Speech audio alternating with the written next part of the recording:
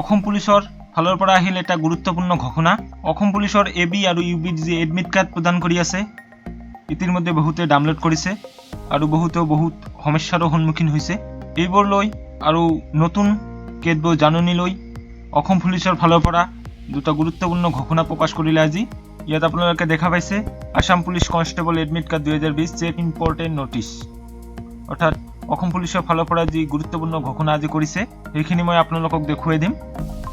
নমস্কাৰ বন্ধু বান্ধৱীসকল, মই সঞ্জয়, স্বাগতম জনাইছোঁ মোৰ চেনেল HD Tech ইনফোলৈ। তাৰ ভিতৰত প্ৰথমটো ঘোষণাপত্ৰ হ'ল যিসকল প্ৰাৰ্থীয়ে এবি আৰু ইউবি কনষ্টেবলৰ বাবে দুবাৰ আবেদন কৰিছিল বা পৃথক পৃথকভাৱে আবেদন কৰিছিল আৰু দুয়োখন প্ৰৱেশপত্ৰ পাইছে, তেওঁলোকে দুয়োখন প্ৰৱেশপত্ৰ PST/PETৰ পৰীক্ষাৰ প্ৰথম দিনা প্ৰদৰ্শন কৰা বাধ্যতামূলক। যদি কোনো প্ৰাৰ্থীয়ে বেলেগে বেলেগে প্ৰৱেশপত্ৰৰ সৈতে দুবাৰ অৱতীৰ্ণ হোৱাৰ চেষ্টা কৰে তেন্তে প্ৰাৰ্থীক দুটা তাৰিখৰ বাবে বাতিল কৰা হ'ব।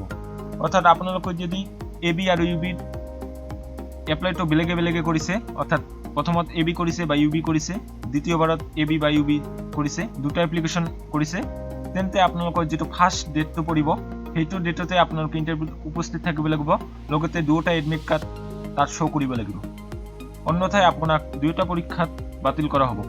দ্বিতীয় যিটো ঘোষণা সেইটো হ'ল যিসকল প্ৰাৰ্থীয়ে এডমিট কাৰ্ড ডাউনলোড কৰাৰ সময়ত ফটো আৰু স্বাক্ষৰ সম্বন্ধীয় অসুবিধাৰ সন্মুখীন হৈছিল, তেওঁলোকে নিজৰ এডমিট কাৰ্ডসমূহ শুদ্ধকৈ পুনৰ ডাউনলোড কৰক।